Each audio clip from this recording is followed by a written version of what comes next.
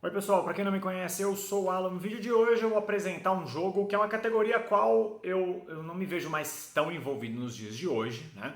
Mas volta e meia ela traz alguns títulos muito interessantes e o de hoje não é exceção. Ele é um jogo que já está lançado no Brasil há algum tempo, ele causou alguma controvérsia, né, na época de seu lançamento por conta do seu sistema de regras que muitas pessoas acharam ou mal escrito ou punitivo demais. E eu vou tentar falar um pouco sobre isso aqui no vídeo de hoje. Sem muita enrolação, vamos falar hoje sobre jogão, hein? Esse é grande. Que é quase que quase que eu não tô cabendo na tela. Que é o Bloodborne, The Board Game. Né? O Bloodborne, The Board Game, ele é um jogo do Michael Shinall e assinado pelo Eric Lang. E aqui no Brasil ele é da Galápagos Jogos, lá fora ele foi pela Cool Mini or Not. O Bloodborne ele é um jogo de 1 a 4 jogadores, ele coloca a idade acima de 14 anos, acho que ok, até pelos temas tratados aqui, tá? Ele é um jogo com coisas bem pesadas, decisões assim morais, então não é legal, tá bom, jogar com criança, acho que até mesmo jogar com crianças presentes, porque como você vai jogar lendo muito texto, algumas dessas escolhas não refletem bem, tá? Então fica o alerta. E ele coloca aí de 60 a 90 minutos, tá ok, tá bom? Eu acho que ele tá dentro desse tempo de partida. O que vem no jogo, né? Ele vem padrão como Not, né? Aquele insert cheio de miniaturas. Vou mostrar elas aqui brevemente para vocês. Todo mundo sabe aqui da minha relação de amor e ódio, né, com os produtos da Cool Mini or Not, porque os inserts ou eles são uma maravilha ou eles são uma porcaria. Esse aqui, ele tá ainda bem, né, pela graça divina no quesito maravilha. E aí nós temos esse aqui, que são as miniaturas maiores, né? A gente tem a Clerical Beast, tem umas coisas bem famosas aí. Para quem não conhece o Bloodborne, ele adapta uma franquia, né, de um jogo, né? Ele adapta uma franquia de um jogo, é ótimo. Ele adapta o jogo de mesmo nome que faz parte da franquia Souls, né, como Dark Souls, Bloodborne e tantos outros. E esses jogos ele tem como característica máxima serem muito difíceis. O que mais vem no jogo? Você vai vir aqui com os tabuleiros de jogador, né, que são os painéis dos caçadores, onde aqui você vai controlar seus pontos de vida, seus ecos de sangue, sua arma de fogo e sua arma de truque. O que são as armas de truque? Sempre que você escolhe um caçador, e isso eu achei muito interessante no jogo, porque você consegue trocar de arma muito rápido no jogo, né? Se você faz umas fintas, né, no jogo eletrônico, eu estou me referindo aqui, e eles conseguiram colocar isso de uma maneira muito interessante. Então você vai ter duas armas e elas se comportam de formas diferentes, têm velocidades e danos diferentes. Eu não vou entrar no detalhe de regras nesse vídeo, tá? Existem diversos vídeos de regra e gameplay no Brasil. E um ponto muito interessante, nenhum dos vídeos fala a mesma coisa, podem assistir. Então é justamente por isso. Eu acho que não é culpa dos criadores de conteúdo que gravaram sobre esse jogo, mas sim a maneira como o manual foi escrito. E desculpa a franqueza, esse manual é uma das piores coisas que eu já vi na vida. Tá? O manual é muito ruim, muito ruim. Então aqui nós vamos ter os tiles, né? Ele é um jogo de dungeon crawl, tá bom? Então você vai estar vendo aquela visão, acho que é isométrica que fala, né? Meio Fallout os primeiros, você vai estar vendo por cima.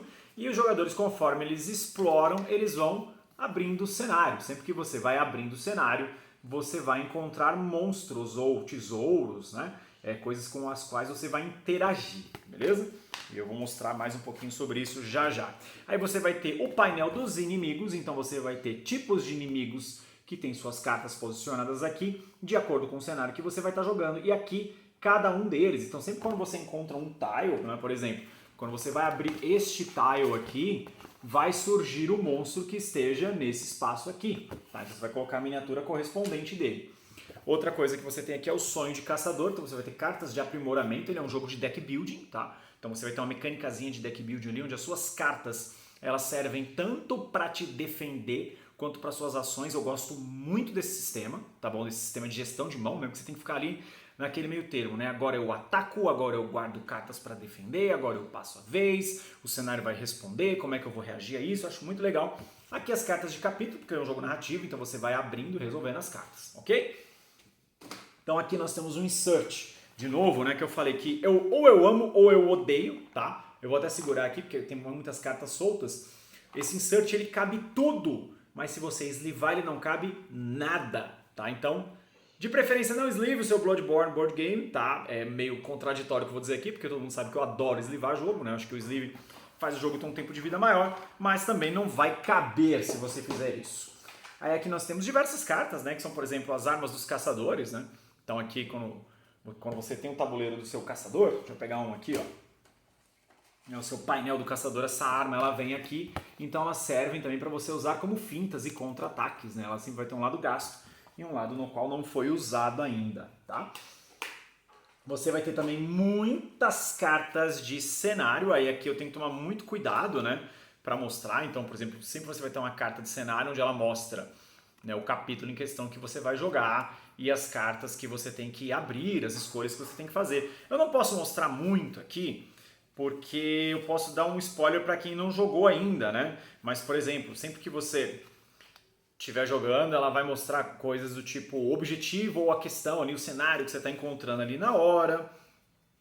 Ela vai mostrar também algumas coisas que são descrição do cenário, né? Descrição do cenário e as coisas que você tem que fazer. Então ele é um jogo card driven, né? Você essencialmente vai jogar com essas cartas conduzindo a história. Então ele é um dungeon crawl muito legal nesse sentido, porque ele é um dungeon crawl narrativo, né? No geral, diversos dungeon crawls que nós tenhamos contato aí no mundo do board game, você vai jogando e respondendo ao cenário. Então, aparece inimigo, mata inimigo, aparece inimigo, mata inimigo, aparece inimigo, mata inimigo. Isso é um pouco repetitivo demais. O Bloodborne, ele se propôs a fazer uma proposta diferente, onde ele traz diversas mecânicas que, diga-se de passagem, são muito inteligentes, tá? Mas elas são mal explicadas. Depois que você ler o jogo, ler todas as facts existentes, ver gameplays, e você vai ver que tem gameplays que as pessoas jogam de forma diferente, o jogo vai fazer mais sentido, mas pelo manual você tem uma missão muito árdua pela frente.